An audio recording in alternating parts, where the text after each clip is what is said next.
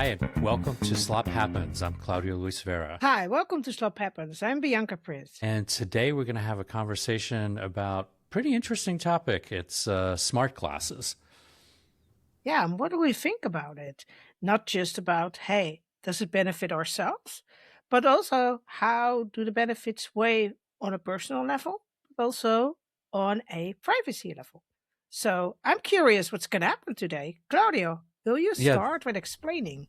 sure. It's a wild topic in the sense that, there are such amazing benefits to some people for using smart glasses, and there are so many risks that are associated with something that you have on your face all the time that's constantly recording video and submitting it to the cloud. So there's ways where this can be incredibly amazing and it can be incredibly wrong.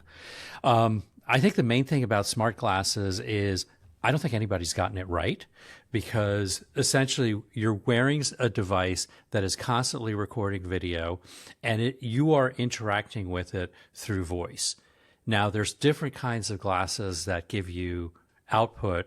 Some of it is visual, so you have like a sort of AR sort of display. Some of it is like small, limited text. And the ones that we're going to be doing a deep dive in today, the Meta smart glasses, those give you output that is entirely audio. Okay. And And what is the reason why you thought about this topic? Because it's not a first topic for a lot of people. A lot of people actually hardly know about these type of classes. So can you give a little bit of insight why you thought about it? Because for me, as an accessibility expert, I've heard of them. I've heard also the stories about them. But for a lot of our listeners, actually, it's a completely new topic. So how did you get to there? well, I mean, a bunch of different ways, but I'd say like the most recent or the most recent way I've really run into this is I gave a talk for Global Accessibility Awareness Day through the Lighthouse of Broward, which is a blind advocacy organization down here in Florida. And 95% of the audience at that event was blind. And of that 95%, I would say a good one fourth or one fifth of them already had these Meta smart glasses. And I would say the remainder, almost all of them, wanted to have those Meta smart glasses. And in fact, part of the agenda for that day was actually somebody doing a demo. So it was a blind gentleman who had a letter, I think it was from a utility company, and he basically took the letter, pointed his glasses at them, took the mic and put it right up to the temple, and you could hear the glasses narrating the entire content of the letter. And you could hear, like, in the audience, these, whoa, this is amazing, sort of reactions. So clearly, there are benefits to being able to have something always on you that is translating or reading for you. So if you're sighted, even the translation part is useful. But I think for sure it's an interesting topic. But I have a question also on this group.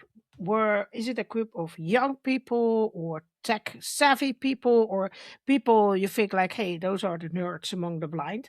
Um, That's a good question, because I would say these were not, you had a mix of early adopters. There were some of them there. And then you had people who were older, not really connected to technology. And, these are folks, to a large extent that stay at home and, don't get out a whole lot. So I would say it was a mixture across the board. But you definitely saw people that were not particularly technically inclined saying, I would love to have a pair of these. and I think that's a big difference because we notice quite a lot that a lot of these technologies are for the early adopters. I think there is in that part also quite a difference between the EU and the US Right. because those products often are earlier on the market in the US than they are with us.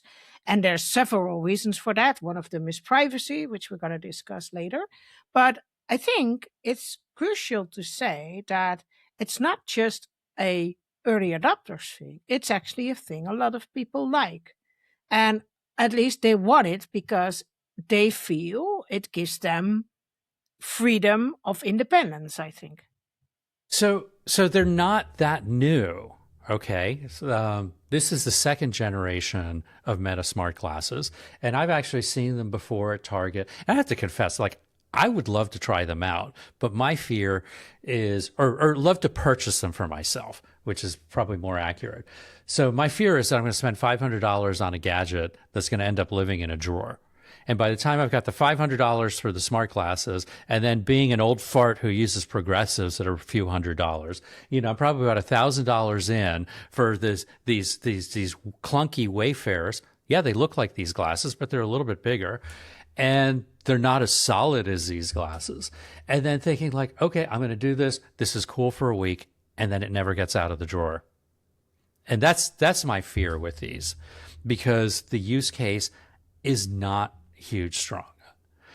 For me, my biggest use case would be to be able to run the equivalent of Google Lens. I'm like, like huge into tropical plants and botany, and I volunteer at a botanical garden. So for me to be able to say like, hey, Meta, what is this plant I'm looking at? And being able to get like a full Wikipedia-like description, that would be amazing. But am I going to use that all day long? Am I going to use that while I'm sitting in my computer? But Or here while you I'm, have an interesting point. You yeah, have the choice using it. I do. So if you are using it as a sighted user, Right. meaning that you have it because you work in your garden and it's nice to know what plants you're working about, and if they're not poisoned or whatever. Right. So it gives you information on the environment where you participate. But in case of the community you were talking to, The blind community. the Yeah. blind community indeed, then it's not about the choice of additional information. It becomes a tool that gives you the information you don't have, Right. which everybody around you who is sighted has. And in that case, it's not about only putting it on while you work in the garden because you want to have that additional information. No, it's putting it on to if you go to the grocery store, it's Right. recording what products you buy because you show them and you know what the product is. It's showing your travel habits, it's showing your snacking habits, and it's going everywhere. Hey, I don't want everybody Snacking? to snacking. Oh, snacking. Okay. Snacking. And I'm thinking schnecking is a Dutch word for some sexual act or something. I'm No, like, oh, no, okay, no, interesting. no. They number them. No, it's a joke. No, but snacking and I mean, there are so many things, and I think that is one of the crucial things which is often overlooked in these discussions Hmm. is all the information you give.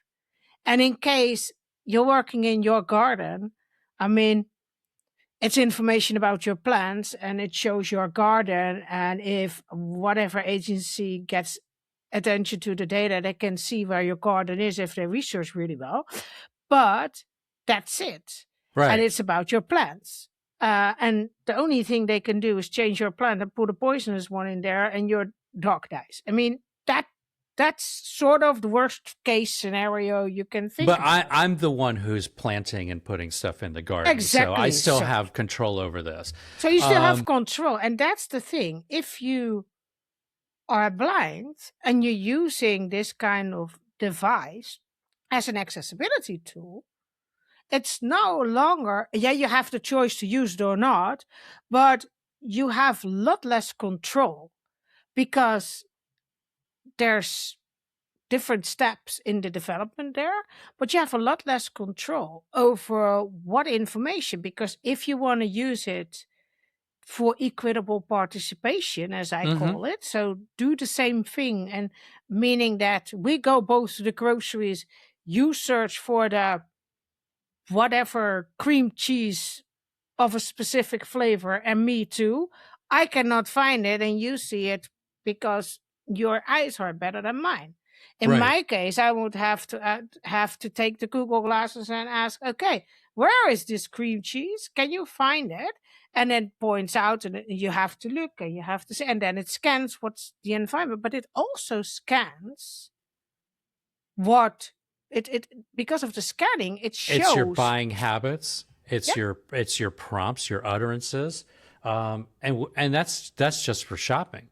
I mean, what if I were to say, "Hey, Meta, I got dumped by my girlfriend. How do I cope with it?" Right? Like that's Serious an issue. entirely valid use case.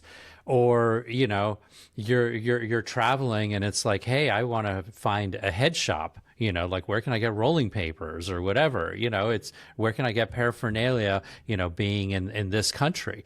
So there's a lot of potential because everything you say and that you have as a conversation then becomes something that's recorded. And if you start, as a user going personal with your device.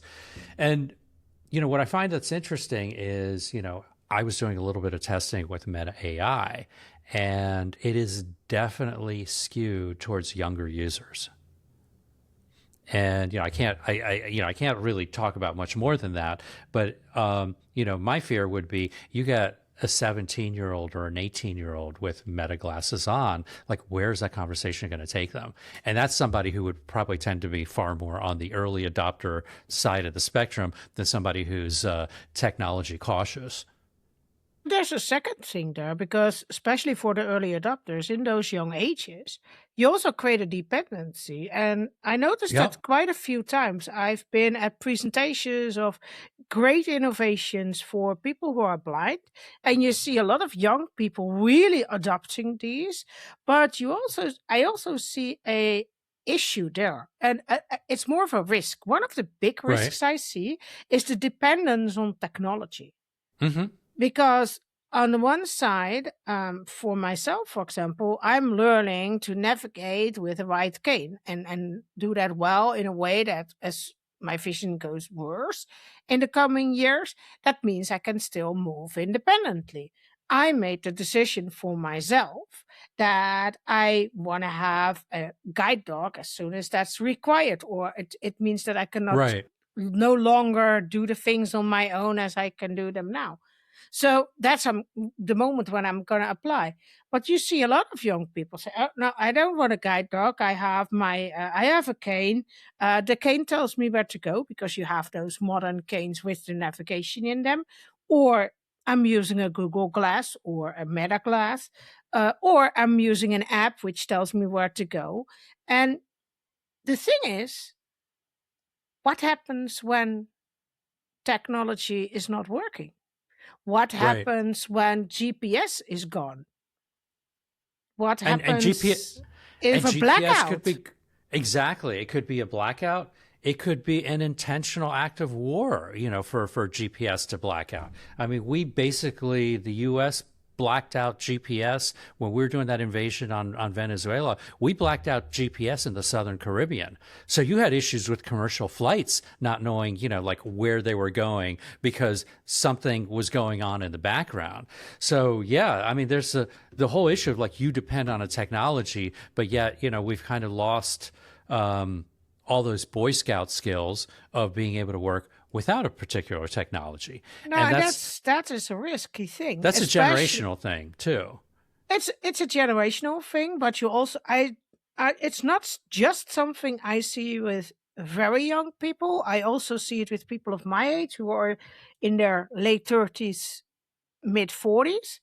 Hmm. Because this is the generation. I'm part of the generation that learned to work with digital. And in my case, I was a little bit late because at first people told me that you could not work with a computer if you have low vision, which was the weirdest mistake looking back. But on the other side, back Right. then they thought it was true.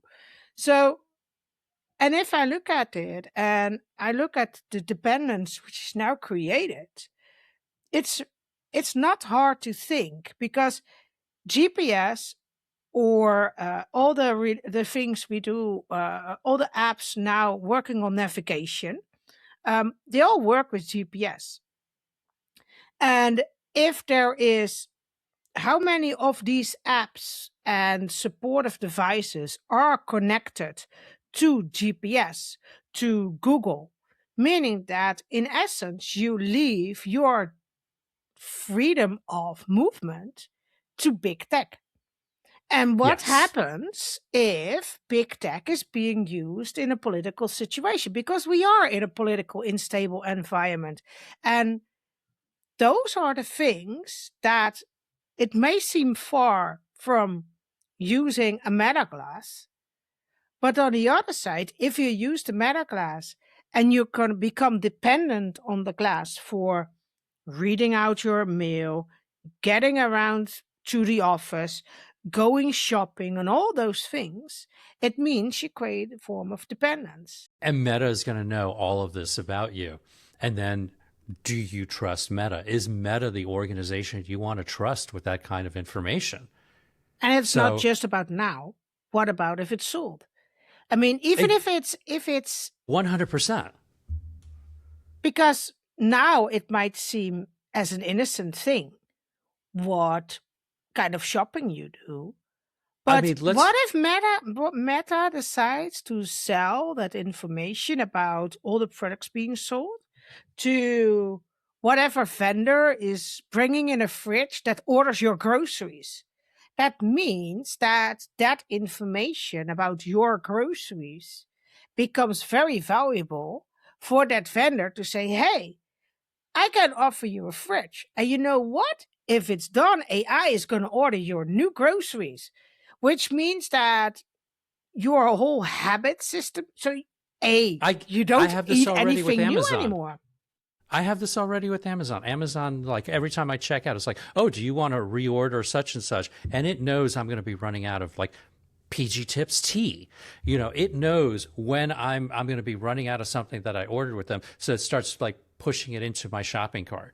But that's like probably the most benign sort of use case of this. I mean, if you look at like let's look at three different tech CEOs and where they were at one point in time and where they are now.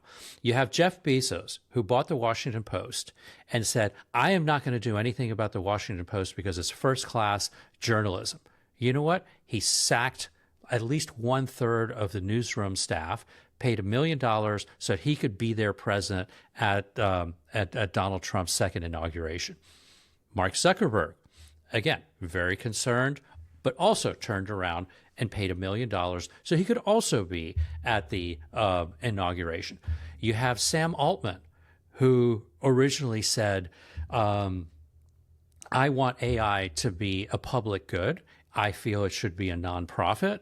And now, look where OpenAI is, look where Sam Altman is. I mean, these are all 180-degree, pivots on where these tech leaders stand in terms of what their companies should do. So essentially, it comes down to which tech CEOs do you trust to not pivot like that in the future?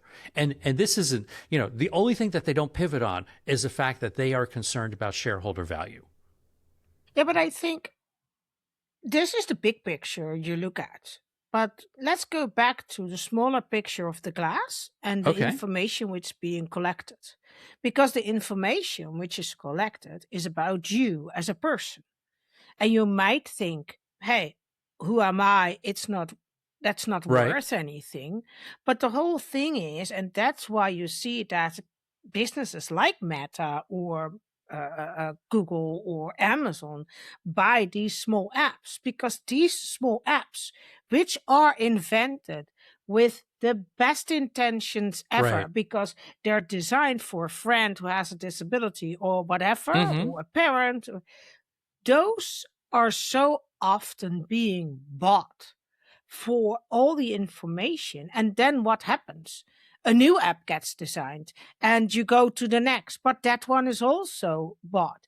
And in the end, the information of a person with a disability is so personalized based on the characteristics of the person with a disability in Right. combination with various elements that we, and I mean people with a disability, we are quite easy to trace back in case they want something bad with your information, but also in regard to that seems innocent information about your groceries, that it becomes an easy target to say, hey, wait, this is a group we can sell specific products to, Right. which might be very interesting. And they might be sold to you with the best intentions, but then they move from best intentions to being a commercial good, and not in the positive side of commerce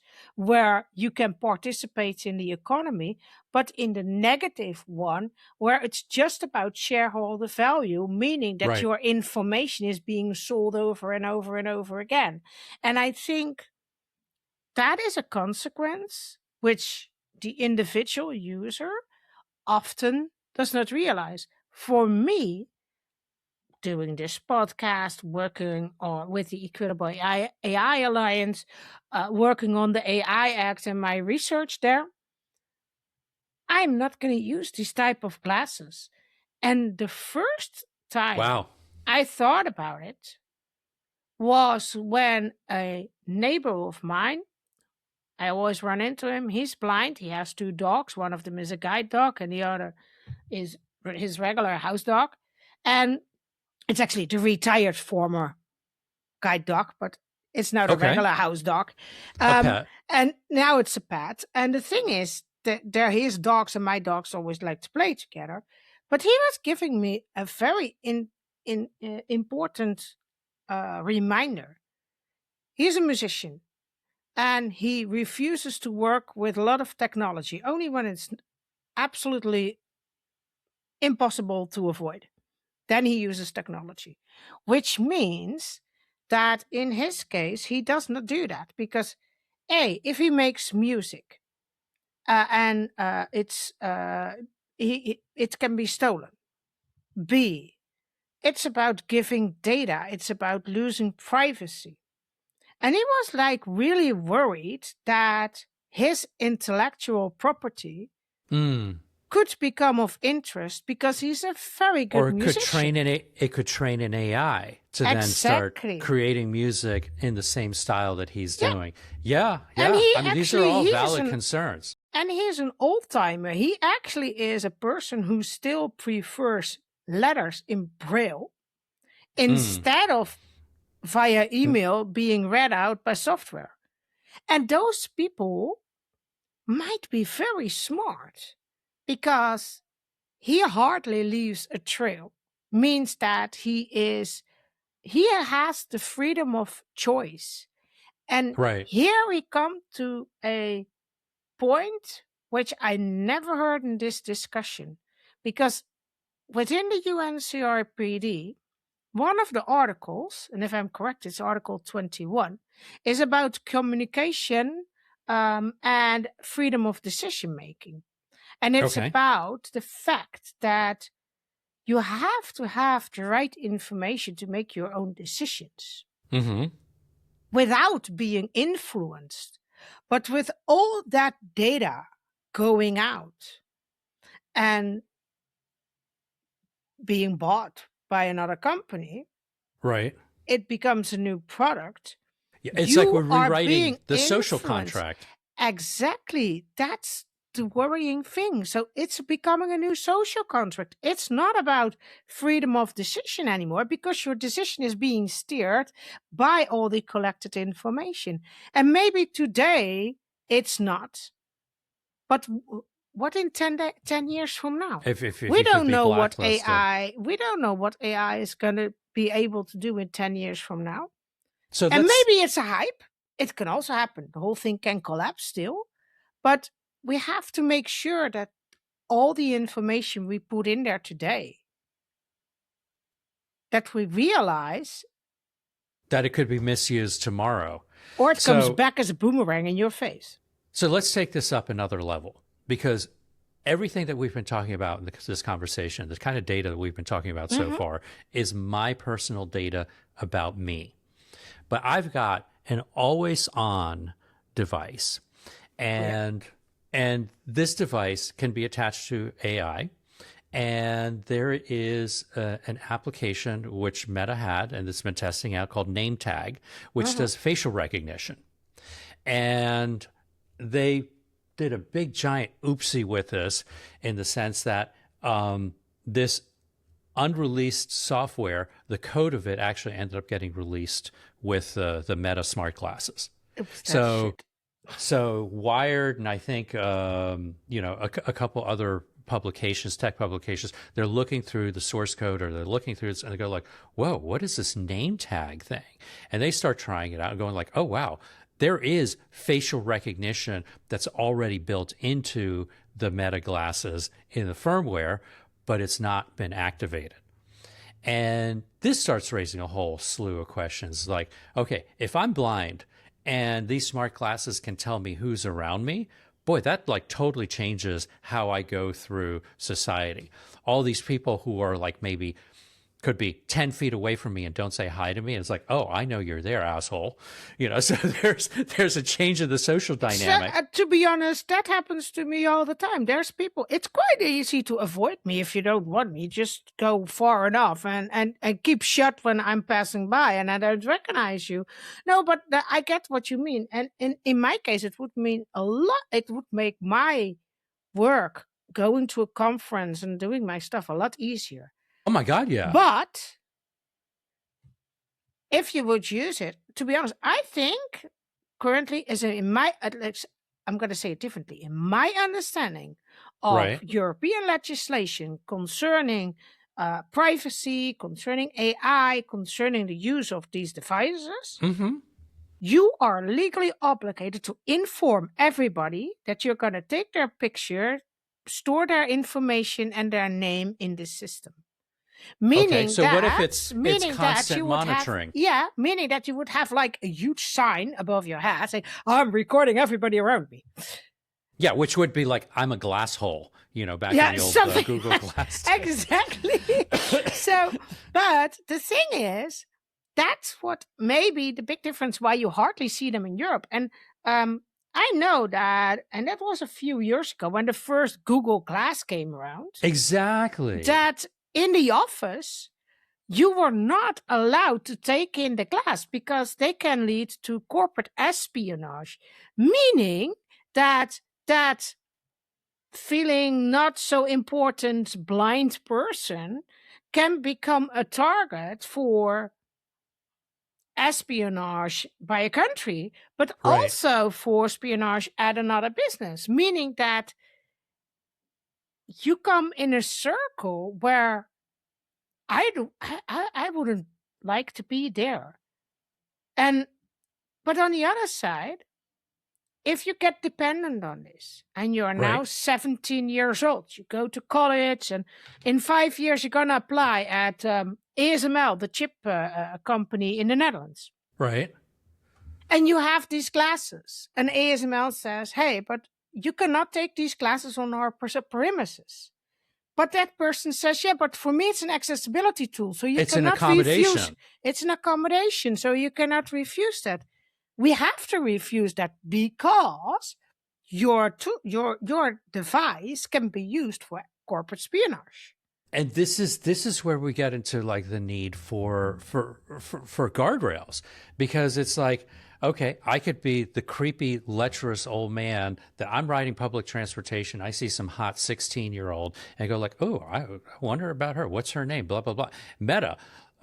Who is she? Can you look up her social media profile? So it starts coming down to, okay, if I have facial recognition built into my glasses, how am I allowed to use it? What sort of guardrails are there? Does it only point out people that I'm linked to on social media already through a Meta app? Or would it actually look up anybody? Oh, here's so-and-so that you have not friended yet. But Then, also accountability for that. right? And so how do you build, for instance, a tool that works fantastically for blind people, but, it can't be misused by creepy sighted people? Do you make the tool so goddamn ugly that no sighted person would want to wear it? I mean, like But what that would be you, stigmatizing, so that's also not an option. right? And who can and one simple thing, a blind person can also be a creep. Exactly. So I mean, Exactly. if having a disability does not say you cannot do something bad. And I think in this one, we have a huge social problem. We come back to the social contract, I guess, Mm-hmm. because people are not easy to hold accountable anymore. And I can give you a very simple thing. Um, we have the Netherlands is famous for biking. Yeah. Right. But you have rules for how to bike, meaning that you stay on the right side, you stay in your lane, and Okay. you get your hand out if you have to Oh, go you right or signal. left, you signal. So you have all these things, and I learned them as a kid what to do. But these days, youngsters are riding on the wrong side of the road. They take shortcuts. They move They got everywhere. e-bikes. Yeah. Exactly, they got e-bikes. But still, the law says that if you are driving a car and you hit, that's the whole complexity, a bike, it's slower traffic and you're the fast traffic. And you have to Oh, if go you encounter a bike. far Okay. few away. No, you hit a bike because you had have an accident. You have Okay. to You go mean hit. out of your way to prove that that person was wrong. But if it's a young person under 18 years old, you're screwed anyway because you're always at fault. Even if that person is irresponsible. And what I mean to say with this example is young people are already so often not grown up, being taken, held responsible for actions they take. And in this case, the traffic law says, hey, but the brain is developing, so Right. that's the reason why you cannot blame them for this happening. But what about the use of these kind of toolings? Because these 17-year-old are also having a developing brain. Meaning, can you not hold them accountable if their glasses are misused? Or can you not hold them accountable? But what about when they grow in age? Because if they Right. never learn to be held accountable at a later age, it's quite easy. Because if you are never being given a ticket for driving your bike on the left side of the road, So you're you never going to don't learn. stop when you're turn 18 years old. You got to continue to do that. Right. And the problem only grows because nobody holds you accountable for that. And this is a very simple example, but this is about being held accountable. You cannot put the accountability fully with the car driver giving the guardrails. But you also have to put accountability with the person who With the person. is offending the rules, breaking the rules. Sorry, I'm saying using the word, who's breaking the rules and brings, in this case, the car driver in trouble. And that's Right. the same thing when we talk about these classes, because A, you cannot completely hold the business accountable Right. because the business has accountability. But on the other side, if the person is doing an irresponsible thing, that person needs to be held accountable for that. The business is accountable for how the information is stored. Is it used correctly? Is privacy guaranteed? Are you continue to be owner of information? Can you delete it if you want? I mean, in Europe, we have the right to be forgotten. It's a legal right of all your digital information to be deleted if you want that.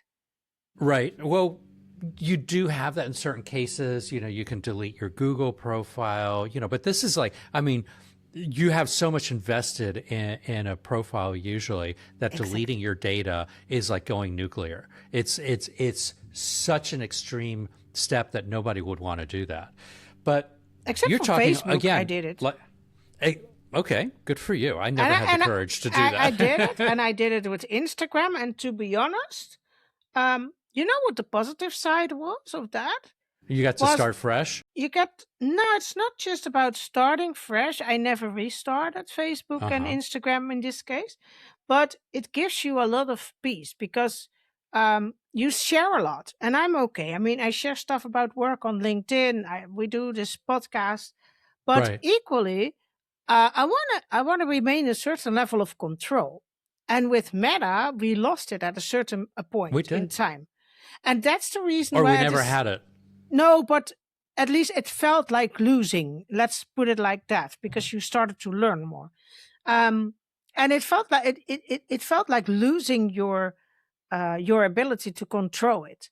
And I think that is one of the big things for me, next to the simple fact that Meta told that accessibility and diversity and inclusion were bullshit. So that's the second reason. But okay, hey, there's a new accessibility hat, I think, because there was a vacancy a few years ago where somebody told me, hey, do you want to apply? No, I'm not going to work there because for the simple reason you have no job security there.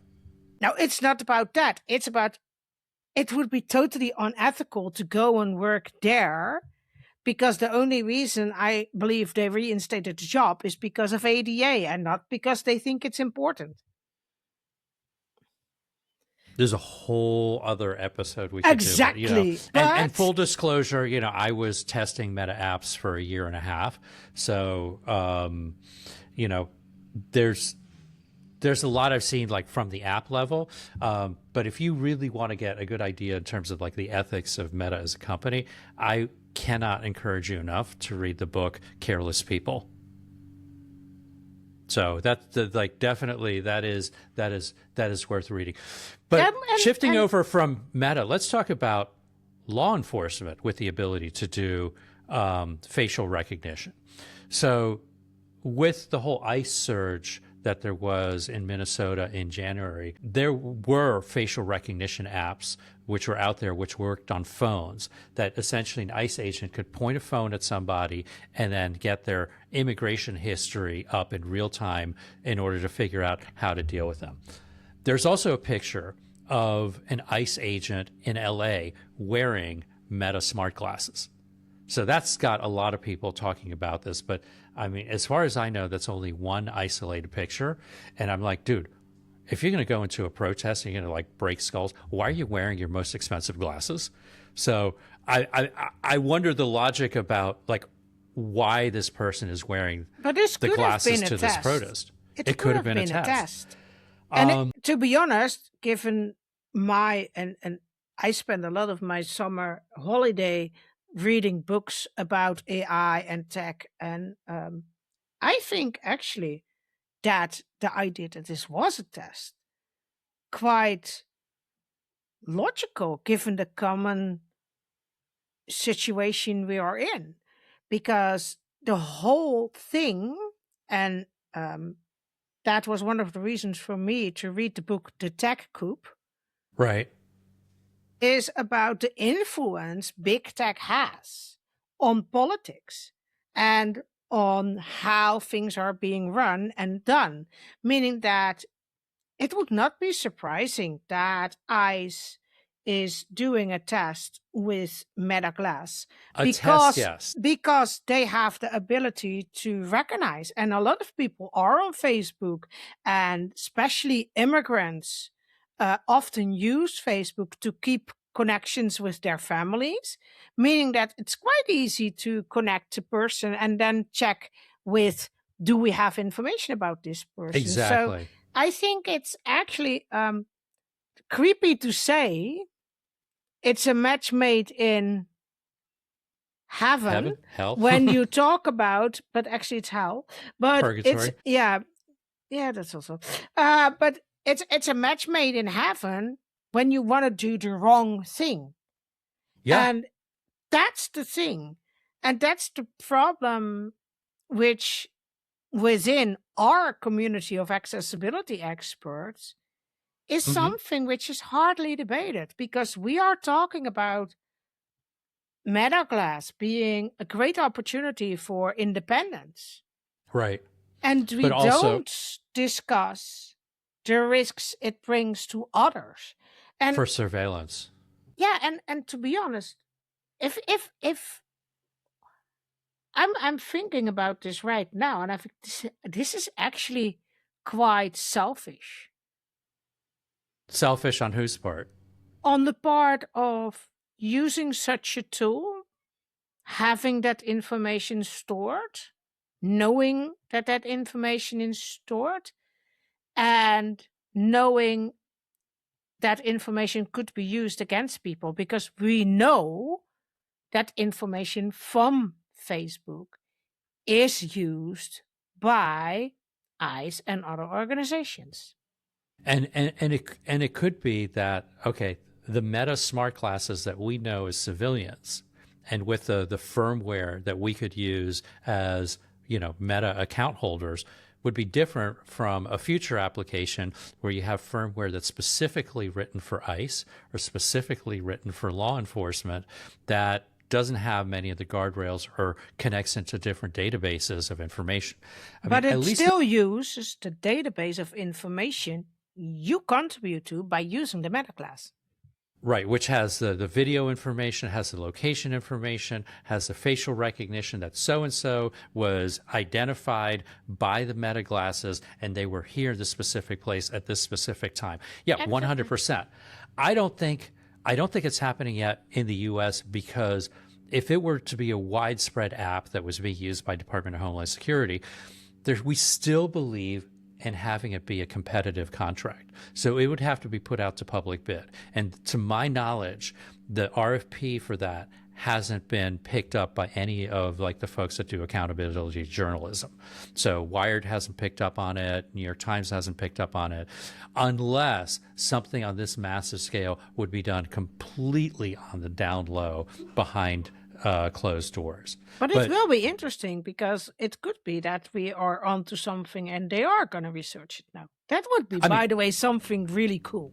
I think it's a matter of time, because the temptation of taking the data of all this video data Hmm. that tells you where you are, what you're doing, and then passively is looking at what cars are in your field, what people are crossing your field and can be identified, and the ability to take that, to a sort of minority report level of, you've got this hive of location and facial data that you can use to monitor people, is too much of a temptation to refuse. So it really gets us to a point where it's like, yeah, there is a potential for all of this leading into some sort of a hive for a surveillance state, that data could be grossly misused if someone were competent or resourced enough to misuse it.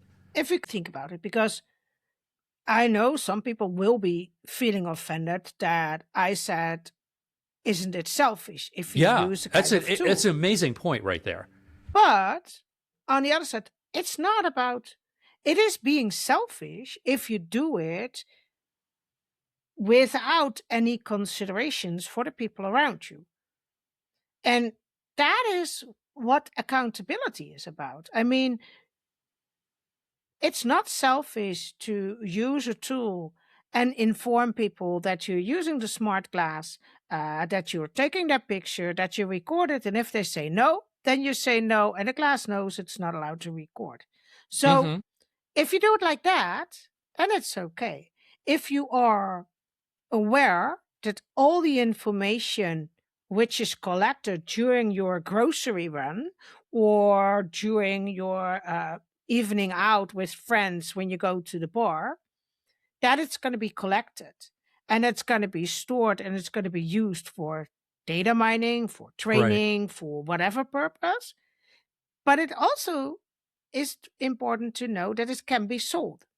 And if you are aware of that, and you are aware of the long term risks, and then the human problem comes in. But if you are aware of the long term risks that could bite you in the ankles 10 or 20 years from Or now, other parts, yeah. because for example, you're going to apply somewhere and you have information, and in 10 years from now, Meta has specific Right. tools which help businesses screen on their employees. I It mean, means that that information could pop up from that database. I And mean, 19-year-old me would be utterly horrified to live in a world where I would be accountable for doing something stupid at a exactly. party. And 45-year-old me would be afraid of what I'd done when I was 19 years old. And we still, we haven't, our social values haven't really, adjusted themselves to that at all. And maybe even worse, without realizing it. And this just pops up in my head because it was in the news today, actually, that in Belgium, the whole discussion about nudes from He's going to talk about it. But wait, today it was in the news that in Belgium, they found a lot of apps which shared information with shared pictures from guys who shared pictures from their partners naked within Oh, their the groups. non-consensual intimate Exactly. imagery. Yes. Yeah. Yeah. Or But revenge porn. Yeah. no, this is just a lot of the women don't know, and some of the information goes back 10 years or something like that. And those sites stimulate to share more and more. But what if you wear those glasses and you're intimate with your girlfriend, Oh, boyfriend, husband, there's a wife? whole issue with this because Exactly, because are Meta are used, you ready to put off the glasses because hey, you might get laid? or you're I going to mean, want a do you recording think of it about for that? later. Yeah. Yeah. There is a company that Meta was using, Saba, like in Kenya, they hired these vendors to review the footage. And, there's a whole thing about like they're being paid less and they get traumatized by a lot of the stuff they've seen. They've previously been working on monitoring Facebook content, that sort of thing. And they started reporting like, hey, folks, people are misusing these Meta glasses in these ways. Meta handled it by basically letting the entire team go. So essentially, it's like, well, we don't want to know about it. We're just not going to do this monitoring anymore. We're terminating our contract with you folks.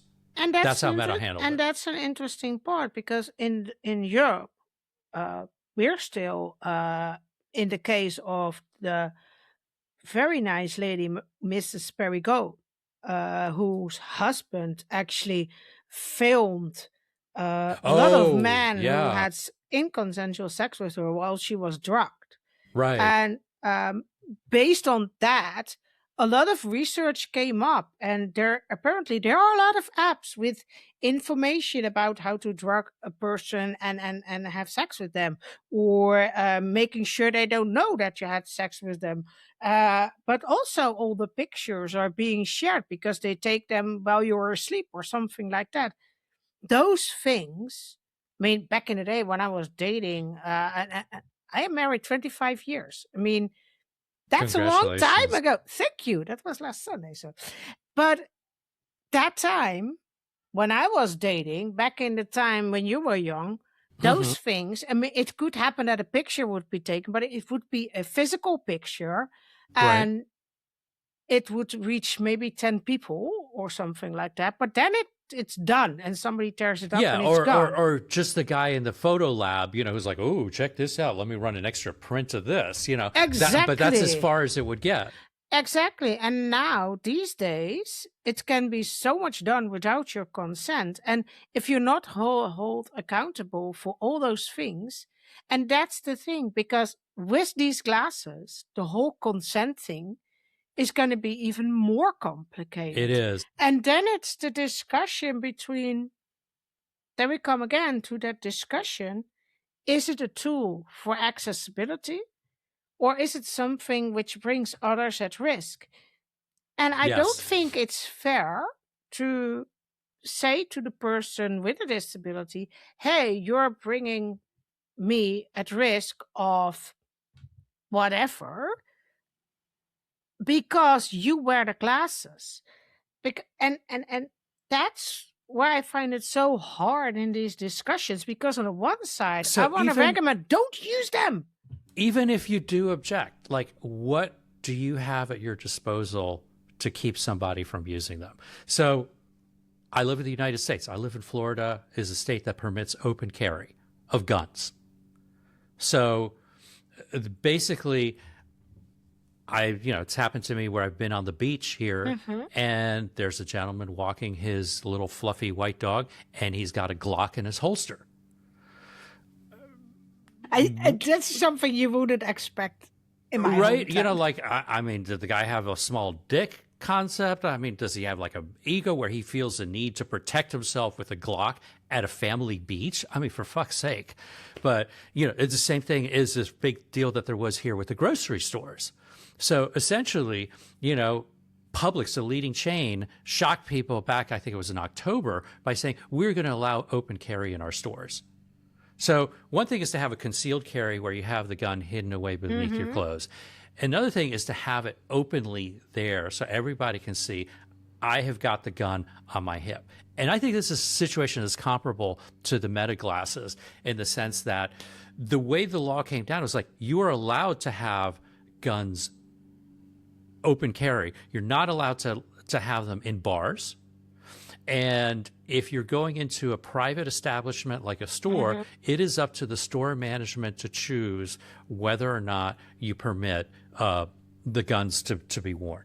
And it could be that we find ourselves in a situation where, okay, businesses start banning Meta glasses. So like I run an internet cafe or I run a little coffee shop, and basically I'm not going to serve you if you have Meta glasses on. I could see that sort of backlash happening in a millisecond. In that case, the person with a disability can say, you discriminate me because this is an accommodation. But by the same token, I mean, we could say we don't allow dogs into that cafe, but if it's a service animal, we have to, we have to live with that exception.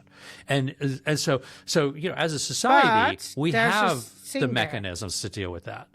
But there's a thing there. Okay. Because the difference with the service dog is that it is the dog and it's a thing in this case, because service dog is for the law. It's a thing. It's not an animal, at least not in Europe. I don't know how it is in the US, but in Europe, it's a thing. That's why service dogs are allowed into a restaurant. But that service dog means that you can make sure that, okay, people who are afraid of the dog are informed to say, hey, there's a person with a service dog coming in, and you can place them outside of each other, away from each other. But when it's the Google Glass or the Meta Glass and you use it as an accessibility tool and you are in the restaurant, you are going to record the people around you. So the information does not stay within the restaurant. And that's with the dog. The dog is in the restaurant, but it does not take information from the restaurant out. So in that case, the accessibility exception for the service dog cannot equally apply on a Google Glass because information is being sent elsewhere. So, when it's device only, it could be, but then still, and that's the problem, but how long does it stay only on the device? Is that information in the end going away? How are you going to prove that the information is staying? It's like, I want to bring up another sort of comparison. Bringing a camera to a nudist beach. So if I were to have a camera and be looking like I'm about to shoot pictures of everybody, somebody out there would yell, camera, and everybody quickly would be covering themselves up. Exactly. And then I would be confronted by folks that are there at the beach saying, no, this is not permitted in this beach. We're going to very nicely ask you to leave. And if you're lucky, nicely. Exactly. But this is, it's like we do have social mechanisms for dealing with similar situations. We just haven't worked these out because the stuff is too new. But it's also, it also could be a moving target where whatever the features are to Meta glasses in 2026 or 2027 are completely different with, say, Apple, Google, or another configuration of smart glasses in the future. I think, Meta, they're taking it on the chin by being first to market with this and really trying to work some of this out. I don't think they have like the social intelligence or the legal intelligence to be able to manage this ethically on their own. I think, the Meta has a history of only doing stuff, the right thing, when it impacts their market share. I think it's an important conclusion we come to, because technically we are saying that you can only use Meta glasses or whatever smart glasses if the ethics are guardrailed. Without those guardrails, you cannot label them as an accessibility tool. Oh. Or you'd have to label them so much as an accessibility tool that people know, like, I am blind and I'm allowed this exception to use it. Just like it says service dog on an animal that is a service dog. Yeah, but on their vest. there's a difference there, because then the dog wears the vest. Right. And in that case, the person should wear a vest. And that is a stigmatizing thing, which is not allowed by the UNCRPD, because you're not allowed to make a measure which is stigmatizing. Yeah, well, there's so much we have to work out with these classes. This is not an easy thing to, and I think that is the important thing to realize, and something we can close with. Yeah, I mean, let's leave you guys with that. It is okay to be a first adopter, to work with the glasses, but inform people around you that you use them. And that if they do not consent, their pictures are taken. In my case, I do not consent with my pictures being taken. And it's not because I'm rude, but it's because I want to keep my information within my ability of controlling it. So within my control span. And be aware that technically you can use it as an accommodation, but without the relevant guardrails to know when to use it safely, to know where you might be in breach of privacy regulations, know that the ethics are not there to socially accept this, and especially legally accept this as as an accommodation yet. Yeah. And for that, we need to have a debate.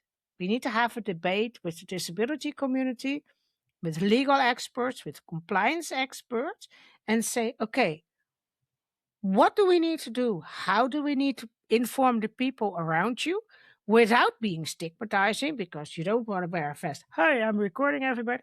So, and that's the thing. So, because how do we find that balance? How do we find that balance? And I think it's important to realize that, and that's what I want to make sure. We don't make this podcast to scare people off to use tools which might have great opportunities in the future. But what we really want is making sure that if you use the tools, you are aware of the risks. And not just for today, 100%. but especially for the long run. Yeah, and I hope, those of you that are listening to this, I hope this gets you guys thinking, and I hope this, gets you to start looking at other different points of view that maybe Meta isn't looking at it, from all these different angles. And, hopefully, if anything, by listening to us, you've got a better idea of what these glasses bring, and you're able to make better choices and better decisions. So thanks so much for listening. Thank you for listening, and hope to see you next time. All right. See you soon.